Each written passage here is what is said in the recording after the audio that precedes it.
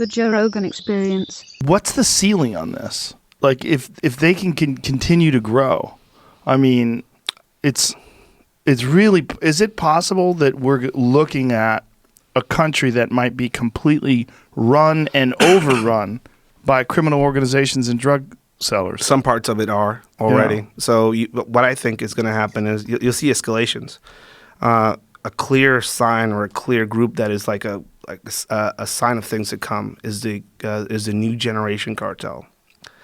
The new Generation Cartel is a cartel that was it used to be called Los Matacetas. It was basically an armed enforcing group that Sinaloa Cartel made to go after their main rivals, the Zetas, which were originally members of Mexican special forces that said, you know what, we're going to be cartel guys now and cartel enforcers now. So they whole sordid history.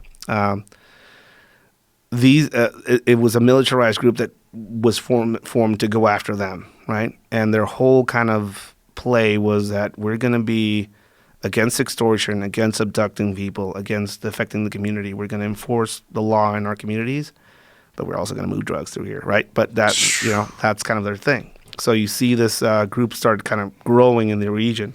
And right now it's pretty big. It's rivaling the Sinaloa Cartel as far as power and reach. But the way they do their things is militarized. It's very militaristic and kind of paramilitary, and it kind of reminds me a little bit of the FARC groups in Colombia. Hearts and minds, they go into the communities, they're community policing in the area. They originally said, we're aware the government wants to fight drugs here in the region. We agree with their fight, but we are also going to fight against these guys that are affecting the community as well. And they have like groups of people. They have training camps, militaristic training camps, where they recruit people. They take them there, and they're being trained in guerrilla warfare and shooting. And apparently, there's some SF guys from the U.S. that advise them. So that's the next thing. The escalation of a simple ragtag group of cartel guys enforcing a region to an actual cohesive paramilitary group, now trying to vie for control, not just of the drug routes, but also of the populace and the confidence that the populace has in them. So it could turn political at some point, right? It just seems like it's the genie's out of the bottle. It is. It is. It is in a lot of ways. And going after it just as a drug enforcement issue is not. It's so much bigger than that. Yeah, it's cultural, it's economic. Some of these kids, I posted up some of these cartel soldier kids at 12 years old. Gold-plated guns. Gold-plated guns. They don't have options in their lives. Right. It's that or nothing. Right. So, it's either awesome life or short awesome extreme life. poverty. Short awesome life. Yeah. Short awesome life or extreme poverty. So that's one component to it. Another component is systemic corruption as a society from who knows when. It's always been a thing in Mexico. People that grew up down there, you get stopped at a red light and you're like, can I pay the fine here? People that are from down there will be aware of this. Yeah, show the paperwork, you slide that thing in there, That's part of the culture. That's affecting a lot of things as well. People don't pay attention to the small rules, so the big rules don't matter, right? And just being next to the largest drug market on the planet, and having money, firearms, rounds going down, and fentanyl that is being fabricated in Mexico now, and some of the Chinese fentanyl making its way through into the U.S., kind of filling the voids that some of the drug market has right now. So they're making fake fentanyl-laced pills that are being put into the U.S., and fentanyl-laced heroin, right? So that's where they're going towards now. That's why you see this epidemic up here.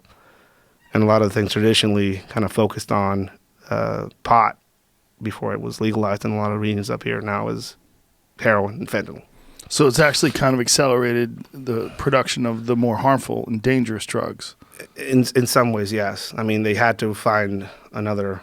It went pot, meth, and now fentanyl-laced heroin or fentanyl-laced pills. See, and the problem with the idea of legalization is that if you tried to be the person who says, hey, folks, we need to legalize drugs here in America because we've got this problem with the cartels, politically that's suicide. Yeah. No one. I mean, even though it's probably right, It is. I think it is. I think it is very right. it's one of those things that's so counterintuitive that most people are going to go, "You're crazy. You're going to make my kids hooked on drugs." Well, I'll say this: I fought in the drug war. I'm literally a drug war veteran, Yes. and if I had a white flag, I would hand it over to you. You know, it's like it's a useless fight.